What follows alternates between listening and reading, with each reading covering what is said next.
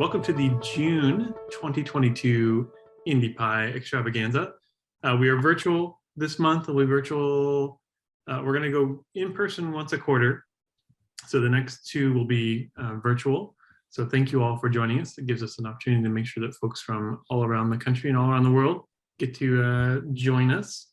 This will be recorded, so if you want to check back in on the channel, YouTube channel that Laura put in the chat, you can see the recording from afterward. For those of us who joined last month, that was our 15-year anniversary. Well, all year we'll be celebrating 15 years of IndiePie, but I was really excited to be back in person and actually have folks join us from the virtual world and in the in-person real world. So it was awesome. We're going to continue hosting an in-person IndiePie.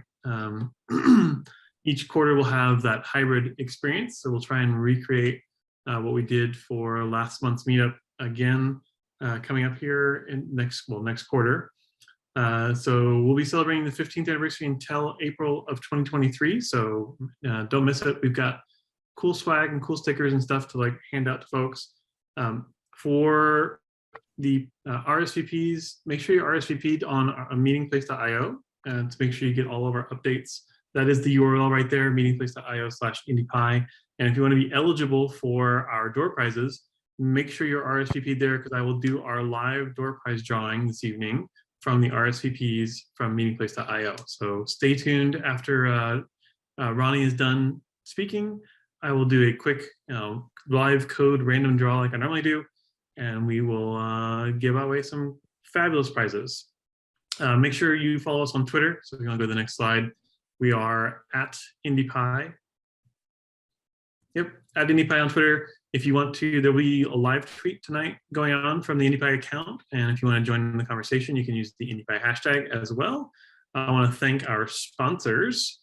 So we are sponsored by 6 Feet Up. IndiePie is organized by 6 Feet Up. 6 Feet Up is a Python and cloud expert consulting company that helps innovative tech leaders build apps faster, innovate with AI and ML, simplify big data, and leverage cloud technologies. Using modern technologies and processes, we make anything possible for our clients. I'm Calvin Hendricks Parker, and I co-founded 6 Feet Up in 1999 and have been a CTO ever since. And we love putting on stuff for the community. I also want to thank JetBrains.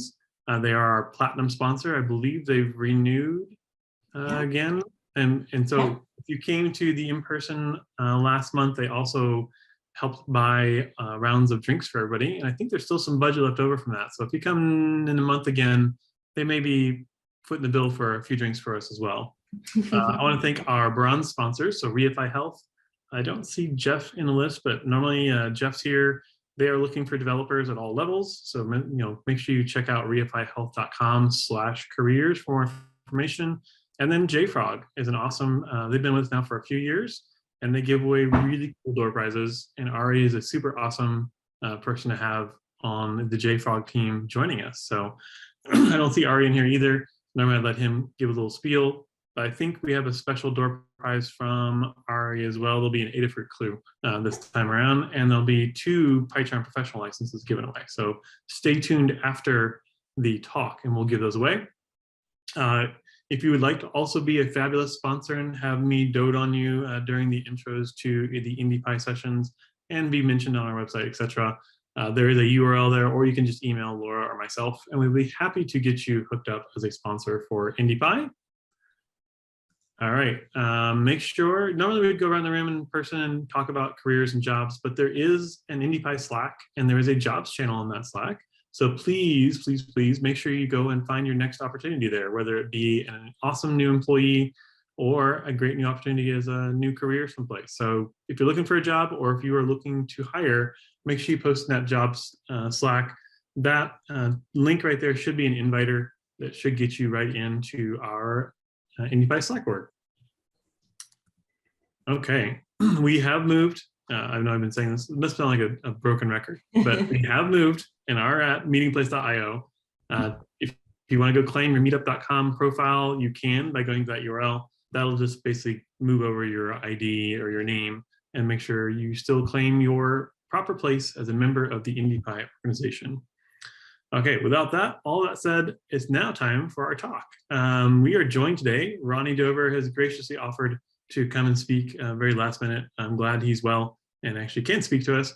But I'm really interested because OpenTelemetry, tracing and telemetry is kind of a big deal these days when you've got so many different microservices and apps. So I want to hear what you got to say about it, Roni. I'm going to turn it over to you. My name is Roni. And as I was preparing for this talk, I had kind of one surprise, which was 2 days ago, I was down hard with COVID. Luckily, I managed to make it, but my voice is still a bit not 100%. So I'll need you to help me maybe be a bit patient if I kind of start disappearing. I'll just take a few seconds and continue. Typically, I would kind of have either coffee or beer next to me. Today, I just have water, but we'll definitely get through it. So a few things about me and why I'm talking about observability. So 3 things to know about me is I'm a big board game geek. It's kind of a favorite pastime of mine. Second is that most of my career I've been either a developer or an architect or various kind of technical positions. And then I also was a product manager. And kind of the tragedy of my career is that I never figured out what's the right thing for me, because when I was a product manager, I couldn't stay away from the code. And when I was doing code, I was kind of not okay with just implementing. I wanted to be a part of the product decisions. And this kind of led me to invent all sorts of weird positions so that I can kind of balance the two. And lastly, my personal kind of passion, if you will, that is also kind of led me to this talk is development processes. So I was a part of small teams, large teams as a part of my career, and worked very hard kind of on finding the right way to balance dev processes. And it is kind of out of that thinking that I started paying a lot of attention to what is the role of observability, telemetry in our dev process. So typically, people might think that OpenTelemetry or telemetry in general is more of an IT or DevOps concern. I think the point of the talk, as we'll kind of go through it, is that absolutely not. It's 100% a dev concern. And I hope by the end of the talk, you'll kind of agree with me that it definitely is something that should be interesting for any developer. So what got me started was looking at this, by now, I think, completely overused diagram of the DevOps kind of infinity sign. And when I looked at this particular diagram, and I can remember it was like maybe 7 months ago, I noticed that there is something wrong with this diagram. There is something missing here. So does anybody have a guess what's missing in this diagram?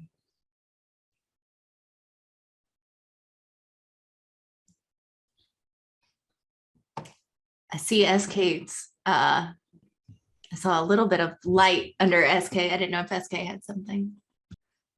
So it looks like there are a lot of tools, right? And each tool has to do with a different stage in the process: planning tools, build tools, continuous integration tools, and so on.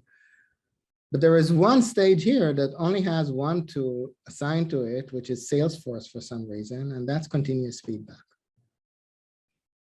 And out of that, I kind of started thinking about the fact that as a part of the kind of DevOps loop that we're creating, we have so many tools and technologies that are just about pushing code into prod, continuous integration tools, continuous deployment tool, monitoring, and so on. But almost no tool at all, and I don't think Salesforce in this case is a good example at all, that actually take the data that we accumulate from production or from the environments we deploy to and use that information to code better or to improve our code. Now, myself, for most of my career, what I spent my time most doing is actually the right part of this infinite sign. So how do I push releases faster? How do I create dev pipelines that completely automate every aspect of the code testing and deployment to make sure that we can release as fast as possible? I know a lot of developers today think that, completely emphasize the fact that we need to get to continuous deployment. It needs to be kind of very rapid. However, when I thought a little more about it, speed is kind of just one KPI. So we can do things that are fast, that are on time, but that aren't the right things. And to know that we're doing the right things, we need feedback. We need to optimize for the right things. And this further kind of led me down this rabbit hole that, yes, I'm doing everything correct. I'm optimizing all of the processes. The team is actually deploying things at a very rapid pace.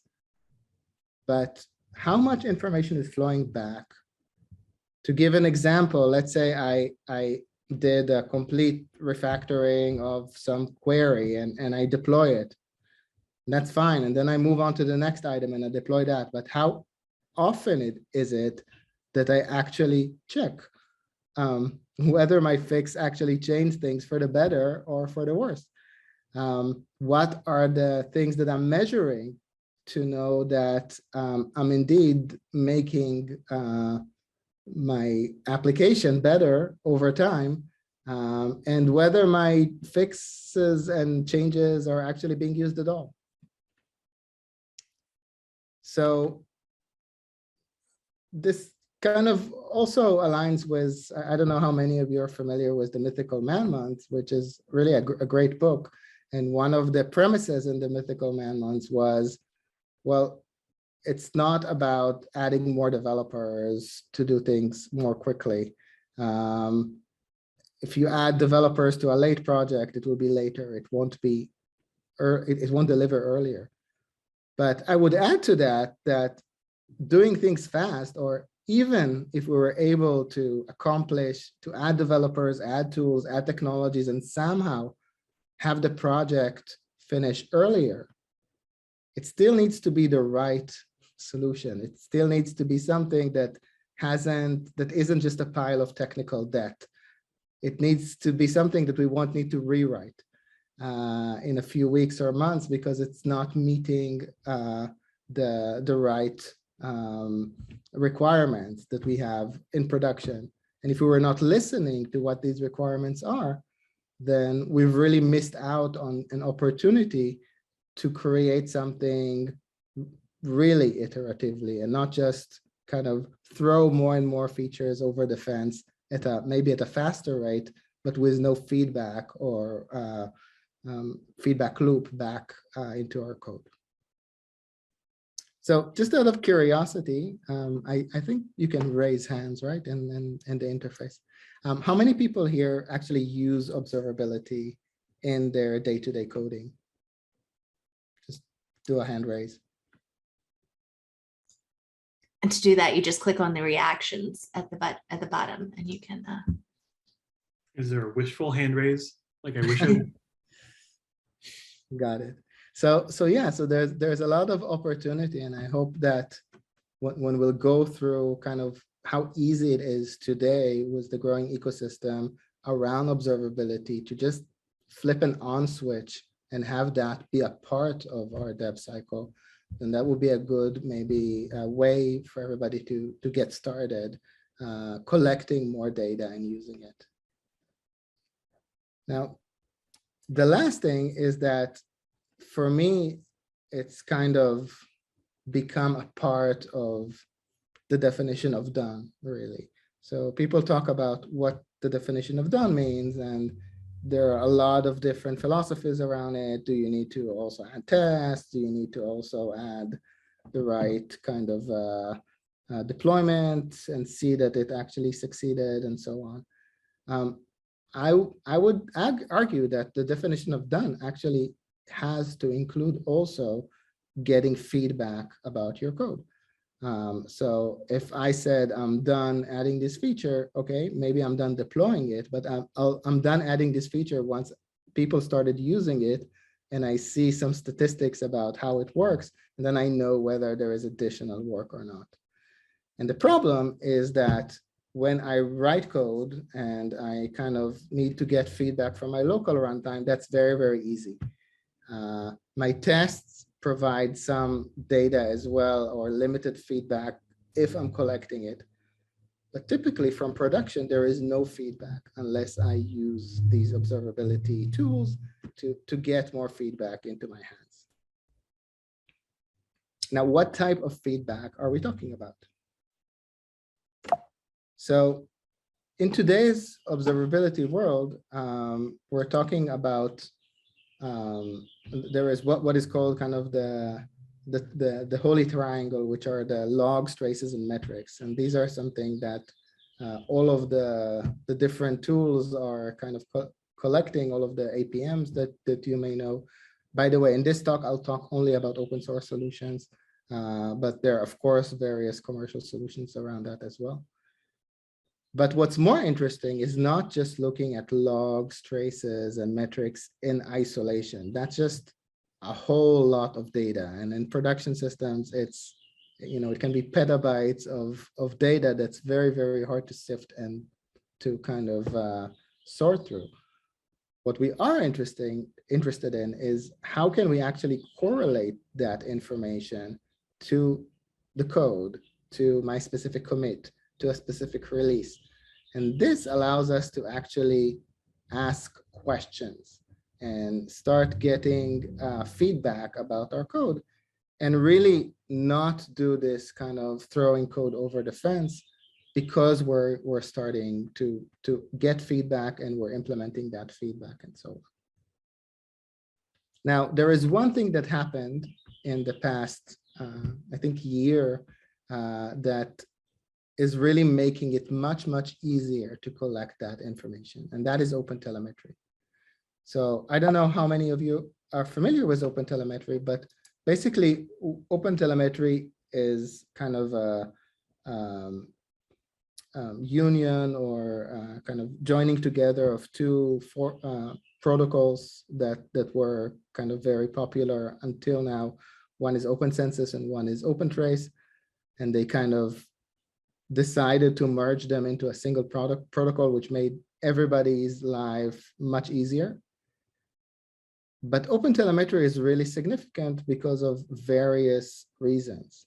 The first is that it actually is an open and non-proprietary protocol that all of the tools are aligning to, both the commercial tools. If you kind of look up OpenTelemetry, you'll see all of the big players, the big APMs pushing it and telling about how to use it. And all of the latest kind of versions of these tools are OpenTelemetry based.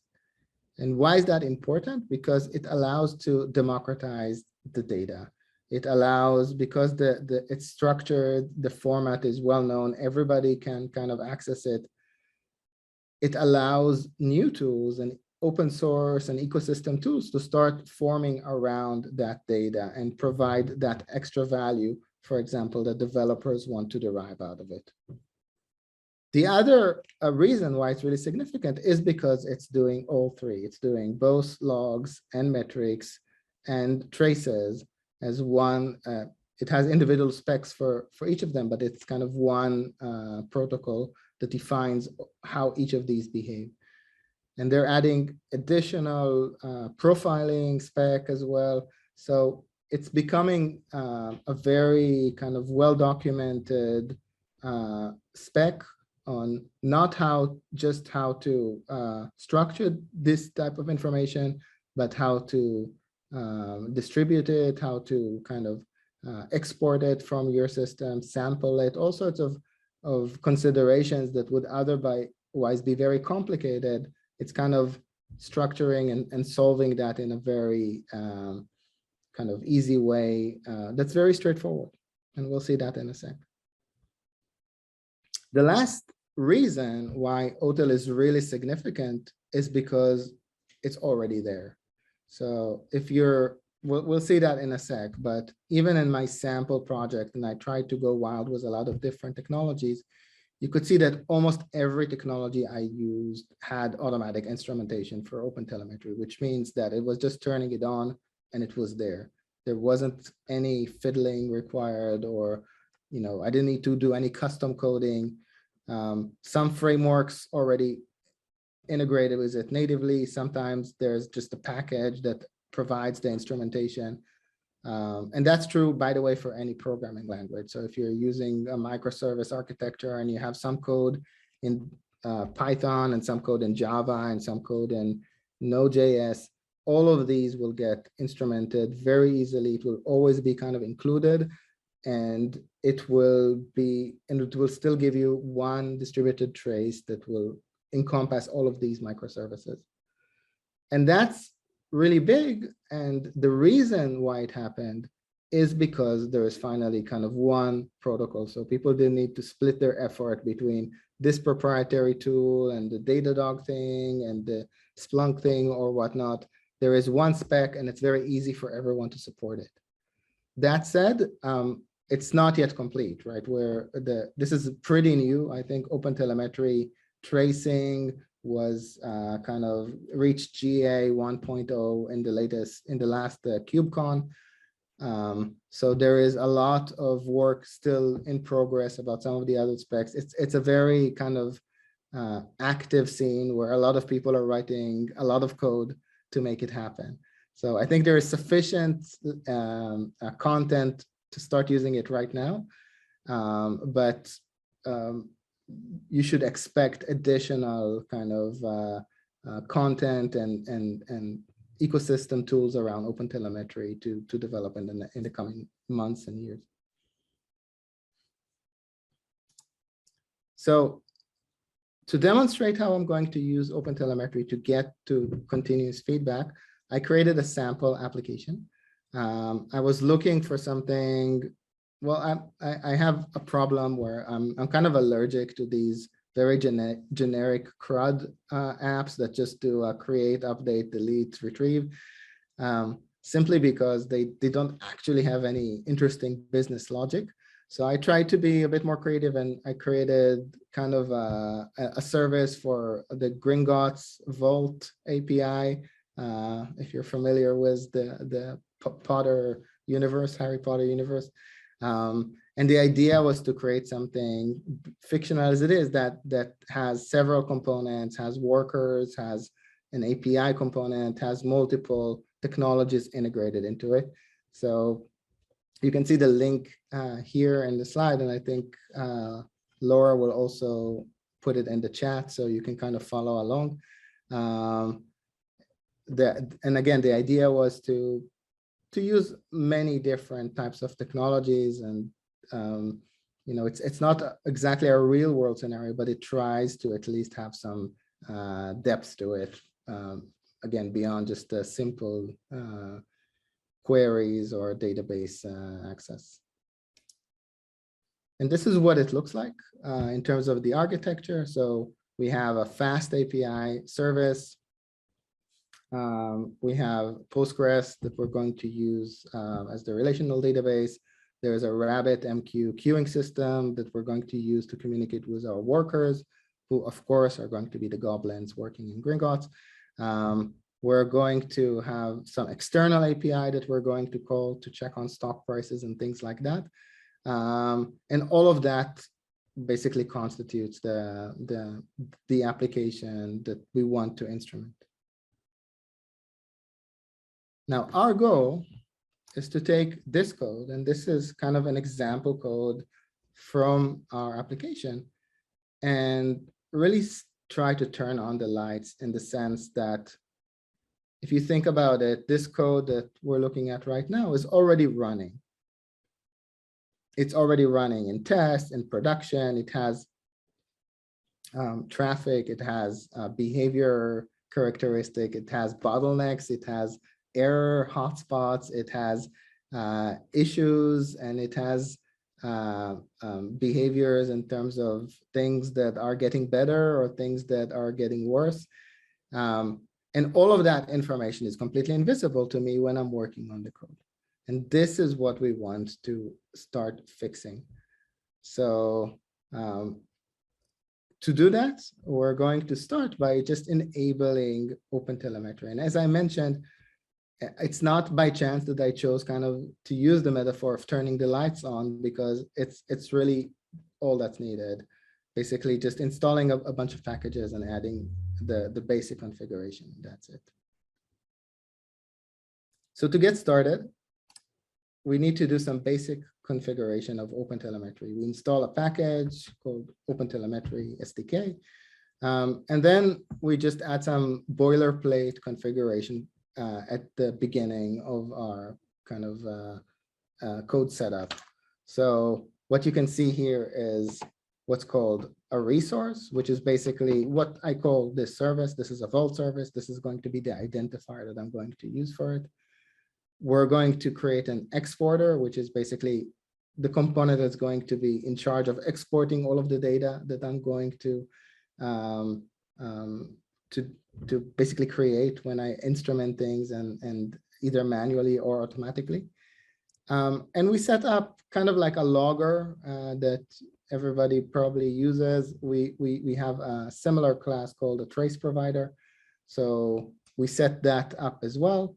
And that's it. Basically just some boilerplate defining what it is that we're tracing, adding the provider and setting it as a static context so that everybody can get it very easily inside the code.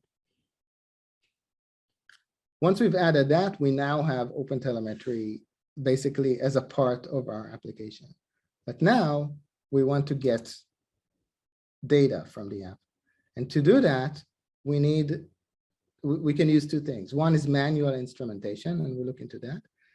But more interesting is auto instrumentation, which basically means just turning some knobs on and we'll start having data immediately.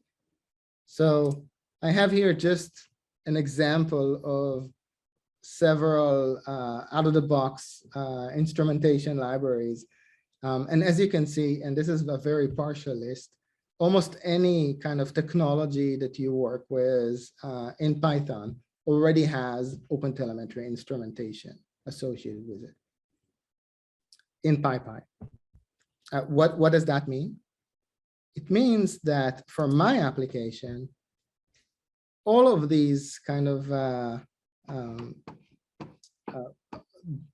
all of these diamond shapes here are basically instrumentation that I get for free. So I have a fast API service, the fast API instrumentation, I get it for free. I just enable it and that's it. The SQL Alchemy instrumentation, I get it for free. Pika for Rabbit, the same. I use the PsyCopG, which is for Postgres access. It already has instrumentation. And that means that even without getting deep into my code and adding lines for tracing, just like I do for logging, I already get a lot of information that will be emitted out of my application about how it's functioning. Now, the other aspect is manual instrumentation. So to do that, kind of like a logger, if you've used that, it's kind of a very similar process. I use a static class to get the tracer, and then there is a concept of a span. A span is basically kind of like an activity that I'm defining that I want to track how it performs. So for example, here I defined an activity called authorizing the vault owner for access. So I just wrap it within a span. And what that means is that we'll start accumulating data about that span, the tree of different spans, like which one triggered which other span, and the durations and other information. In a sec, we'll see what useful insights we can actually derive from that. The last thing that we need to worry about is, so we added the basic boilerplate. Now we have OpenTelemetry in our code. We added auto instrumentation from the different libraries. That's great. Now we have that. We can add additional instrumentation to the code itself in critical areas where we want to kind of understand specific flows and how they perform and change or behave over time. But then the next question is, what do we do with the data? So we have all of that information being collected. What do we do with it? And OpenTelemetry has this brilliant idea of a collector, which is basically, you can think about it like a router for observability data. Basically, you can set what data goes in and what data goes out, and where are the sources that the data is coming from, and where are the sources that the data is emitted to. And on the way, there's a lot of different customizations that you can add, and you can add processors and sampling and all sorts of interesting things in the protocol, but they're just kind of the double click into it if you want to kind of go a little deeper. But on the very surface of it, what that means is that with a simple YAML file, I can specify what the sources that I'm going to get the information from are and what are the outputs. And that configuration file looks something like this. So basically we have the receivers, which is basically accepting, in this case, the OpenTelemetry protocol, either gRPC or HTTP. Basically, this will be something that will get triggered by my code when, if you recall, one of the things that I added in the boilerplate was an exporter. And the exporter has a URL that it exports the information to. So in this case, I'll just export it to my collector, which is basically the router that will decide what to do with it. Then I decide how to process the information. In this case, there are some very usual things like batching the data. So we don't send it out one by one, but basically move the data in batches. And then we can decide how do we want to export the data and where. This is where I can take the data and move it to Jaeger or move it to Prometheus or whichever tool that I'm using. And finally, I create the pipeline. Basically, how do I receive the data? How do I process it? And how do I export it? So all of these different entities that we defined, the OTLP receiver and the batch processor, all of these, I just place them like Lego pieces, one underneath the other, to specify what is the flow of information. What do I want to happen? And what that means, if you look at that pipeline section over there, is just that we're receiving OTLP, we're processing it using batches, and we're exporting it via OTLP to some other tool. And we have many tools that are available today. I'm just going to touch on a few, which are the open source ecosystem tools like Jaeger, Prometheus, and Grafana. But of course, there are a lot of tools out there that are being kind of added, and people are working on some really great stuff. So once we've done all of that, there is only one step remaining, which is basically just getting value. How do we actually see value out of what we've added? And this is what I'm going to touch on next. So going back to the code, this is the Gringotts API server. I can just run it. I'll just use a Docker container to start it really quickly.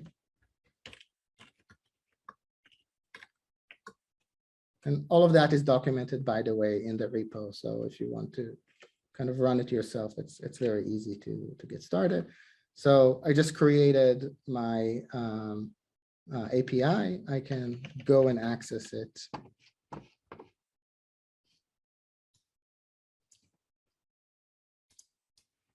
Sorry, I can go and access it here. I think that's the port that it's using. So you can see we have a very basic API that allows me to authenticate, to request a vault appraisal, and get some more things. So let's start by authenticating.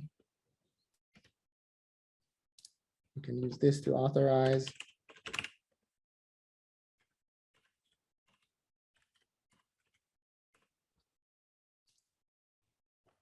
And by the way, this seems to take some time. So it might be interesting to try and find out why. And maybe that's a good kind of first thing to do working with this code.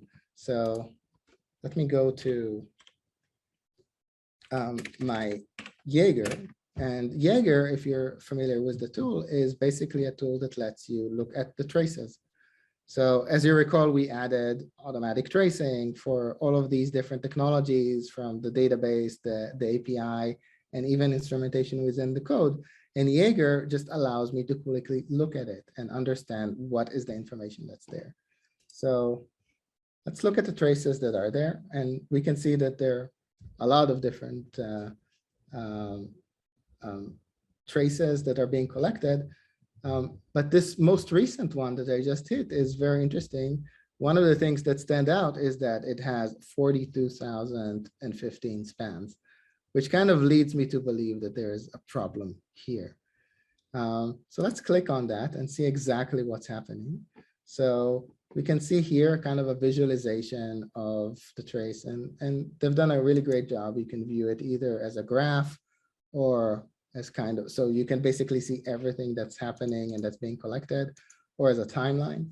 But what we see here are basically some of the auto instrumentation that we got. So this is basically the HTTP call that I triggered via the UI. We have here the receiving that call, then we're starting to authenticate the owner. And then we can see that retrieving the key record, which is one of the spans that I have, is kind of problematic. So you can see we have a retrieving key by key ID, and we're doing that probably in a non-efficient way, or at least non-efficient if we have a lot of keys. I'm guessing if we had 2 keys, it would be not an issue. And this is kind of probably a very bad implementation that needs to be corrected. But of course, it stands out. And the reason that it stands out is because I can actually see in the trace where the data is, or where the time is being spent. And by the way, this is kind of very similar to, or this is something that might be very relevant for issues that don't necessarily reproduce locally. So for example, if I run this same code locally, I'm just going to run some tests.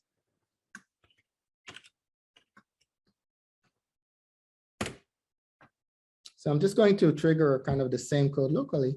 And as you'll see, when we don't have a lot of data, or when we run in dev, it's not typically a problem that we'll run into. One of the nice things, though, that Jaeger lets us do is that it lets us compare different traces. So what we can do is we can compare a trace from dev, which we know runs really quickly, with a trace that we have in production. And then we can find out exactly where the differences are. In a similar way, if we do think we've fixed the issue, and if we have time, we'll try to fix it, we can test out to see if the issue was indeed resolved. So let's give a few seconds for the test to run. While they're doing that, there are several things that I also added as part of the instrumentation. So far, we looked at tracing, which basically give us this logical view, this map of exactly what happened in the code and what are the different pieces, how they connect to each other, and so on. There are other observability types that we can collect. So another very popular one is metrics, and metrics allow us to look more from an outside-in perspective and kind of look at different or start accumulating different statistics on how the application is performing, how many requests, what's the state of the RAM, all sorts of measurements that we want to take, and maybe later correlate with different phenomena that we're seeing. To incorporate metrics in this regard, oh, and I see it's done. So let's do that first. So I just ran another test. Let's look at this specific operation. You can find it.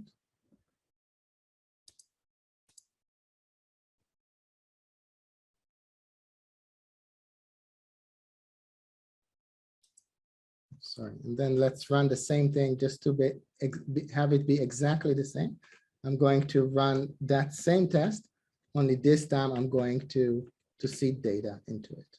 So then we can really see the difference between the two runs, one with data and one without data. And we can see whether the problem is that we've been accumulating a lot of data, for example, and whether it's a relationship to the size of the table or something like that. So again, while that's running, one other thing that I added was metrics. Now, the OpenTelemetry protocol is still being shaped. So the fast API metrics kind of instrumentation is not yet there. It will be. So for now, I've used a different package that's a non-OpenTelemetry one in order to add metrics to my fast API service. And the way it looks like is this. Basically, I added something called the Prometheus Fast API Instrumenter, which is a package from PyPy, and then I just added the instrumentation code to expose it. And what this allows me to do is, first of all, it connects this app to Prometheus, which basically aggregates all of those metrics. But then I can also take something like Grafana, which is a front end that will let me see these metrics. Now, the nice thing about Grafana, and Grafana also has an open source version that I'm using now, I'm not using the enterprise one, is that it has built-in dashboards. So I don't need to reinvent things and start thinking about, okay, this fast API service, how do I want to look at different measurements and so on. Basically, if I open my Grafana implementation, I've already imported a dashboard called Fast API Dashboard, and immediately you can see a lot of measurements that I get for free. Okay, I can see the different requests, how many of them are under 100 milliseconds. I can see the requests per minute. I can see the request duration. All of that information is kind of being fed into my Prometheus, which hits my Grafana, or that Grafana is querying to show me all of those different insights. So that just completes the picture on kind of what I can actually accomplish just by adding some instrumentation code, really. And now we can kind of maybe look at the comparison that I wanted to do. So here we have an authenticate call that actually has 12 spans. And we have another one that's 2000 spans from our recent one. And we can do a compare. And in the compare, we can actually see what's different between them or what changed. And the number one thing that jumps to mind is the 1001 calls to retrieving key by ID, which is in my code where I actually quite intentionally made a mistake. So I can go into my code, see exactly where that specific span is started.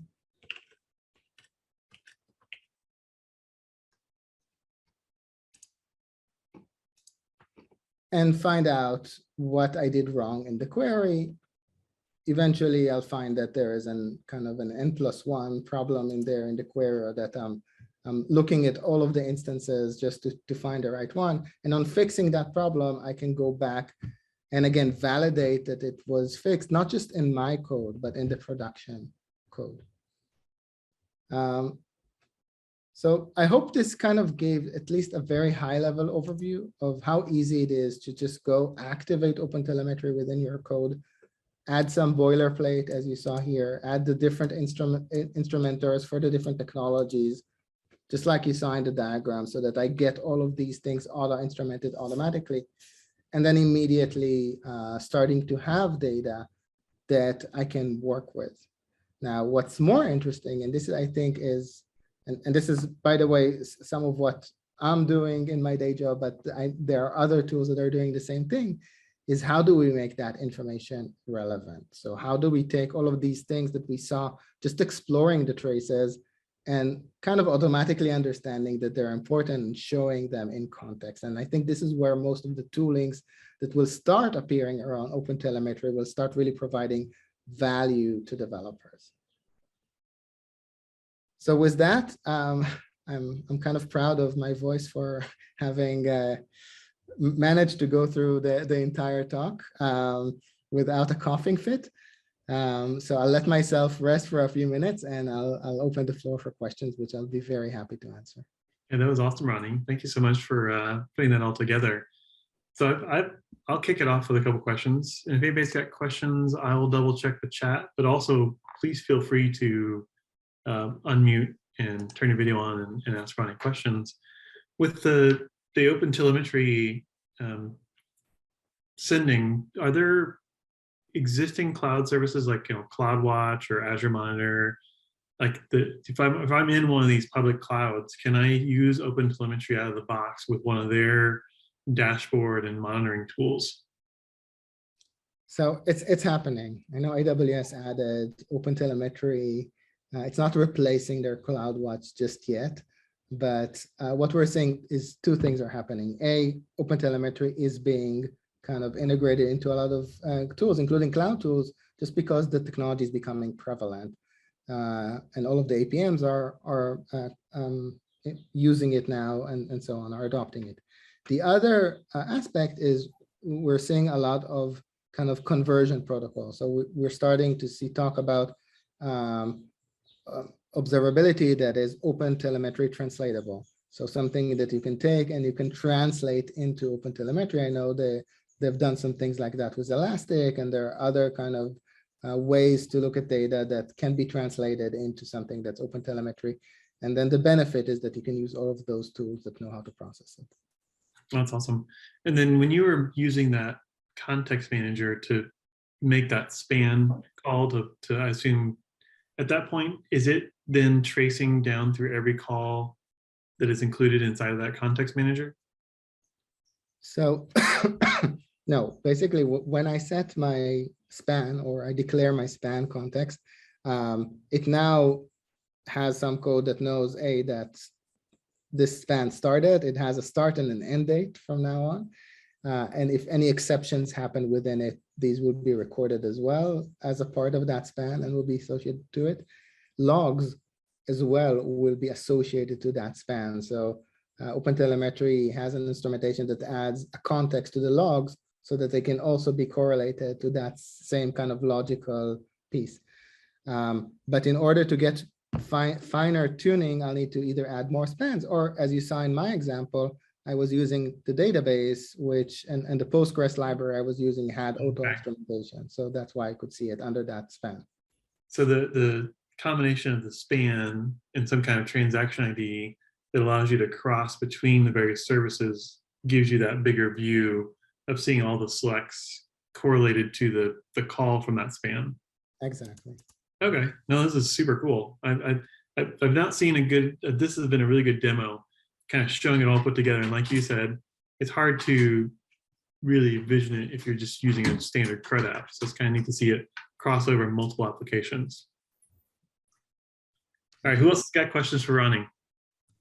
In the chat, David asked if he could see the infinity diagram again. Sure. The classic infinity diagram. Okay, so David, he must not be able in a place where he can talk, but he said, how many people working in IT today can identify every one of these tools and explain what they do and when to use them? I don't know how many can. I'm not sure if anyone should. It's just, I think a dump of all of the tools that somebody kind of thought might be relevant to any kind of area. I don't think it's important to know all of the tools. I think what's more important is to kind of understand what are the fundamental problems that need to be solved in a dev pipeline. So all of these tools are just examples, but fundamentally, what are the main things that you need to solve around how to put code through the process of, from commit to production, all of the different stages it needs to go through. And, the tooling is changing all the time. And today people use less CI and more GitHub Actions. And there are all sorts of changes that are happening that we're seeing. But then what was missing to me was also that you need also to have tools that take that information back. Do you find that OpenTelemetry is more about finding where your code is inefficient but works, or more about finding where your code actually does the wrong thing? So I can give you 3 examples that I've seen from data that people use or how people use that data. And I think it's kind of, it's often a discovery process still, I'm afraid, just because we haven't formalized the processing of the data enough. But oftentimes people are surprised when they look at the observability because they do not understand how their product is being used. They think specific flows are centric, but they're not. They're kind of seldom used, and other things turn out to be a big bottleneck. So understanding the code and optimizing it is a really important thing. And then the ripple effect of that is that when you're adding code or changing code, you want to know that you're optimizing for the right thing. So I had a person I talked to who mentioned that one of his issues is that his developers are spending hours upon hours, optimizing the most minute parts of code that gets called once a week, if he looks at it, and then code that has to deal with concurrency of thousands of requests a second. They don't, just because they don't understand which is which. So just the first and most kind of immediate thing is just understanding what is the live aspect and how the code is being used. But then beyond that, if you do have a problem, then yeah, it also helps to kind of understand more about what the code is doing in those situations where a problem is occurring.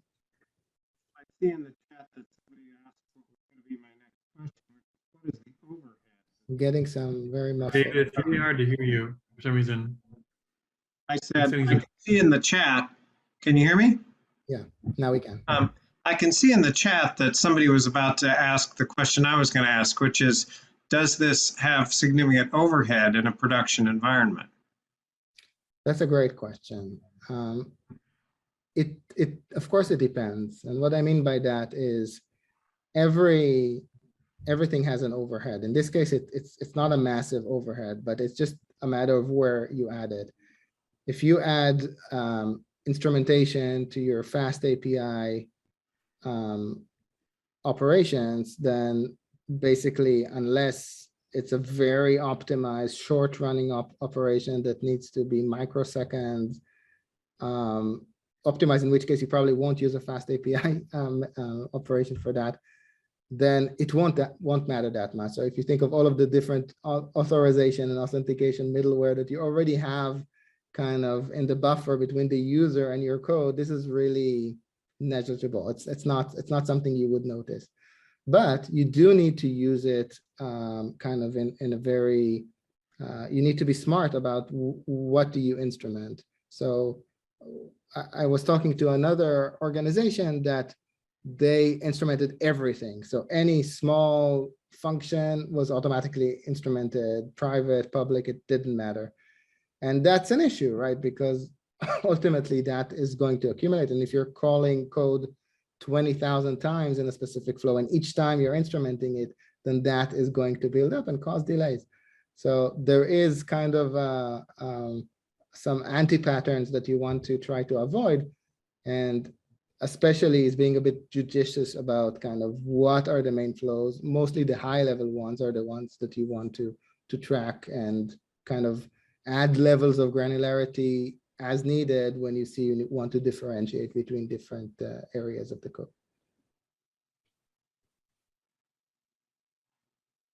But it depends on the code. If it's an information system that's, I don't know, a web page or something like it, you're probably not going to feel any of it. If it is real time, I don't know, stock data that you're following that every microsecond matters, you probably want to keep it at a minimum. Awesome. Yeah, it was kind of my question too, was about the overhead. So it was a good answer. It always depends, right? Exactly. I have yet another question. Go for it. So, Roni, you described in your career that you have been a member of teams. So, have you been a member of a team where all members of the team agree to use OpenTelemetry? So, unfortunately, OpenTelemetry is rather new. So throughout most of my career, we had to make do with other solutions. So we had a lot of years of being frustrated about logs and their limitations.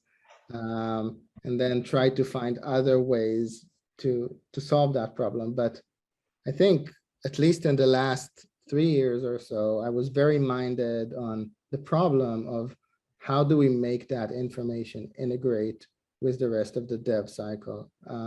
OpenTelemetry was just something that happened the last, or it became more known in the last year, and suddenly I think it provides new opportunities to actually do that more easily and in a more widespread way. I do want to maybe answer a different question, which is, I do see developers that I think are more task-minded, that really don't care or don't necessarily want to care about whether, you know, they completed their feature, they shipped it out. They don't necessarily care to check whether it was used, how it was used, is it performing, do I need to add anything? Did it change things for the worst? Did it add a performance issue? Are new errors starting to happen? All of these things, they're just moving on to the next task. And that's, I think, kind of a culture thing. And I did meet a lot of developers who are kind of very shift right in their thinking, in the sense that it's not just about deploying. They want to see that it's used. They want to see that it's used correctly and so on. And I think it was those engineers that helped champion it within the organization more than anyone else.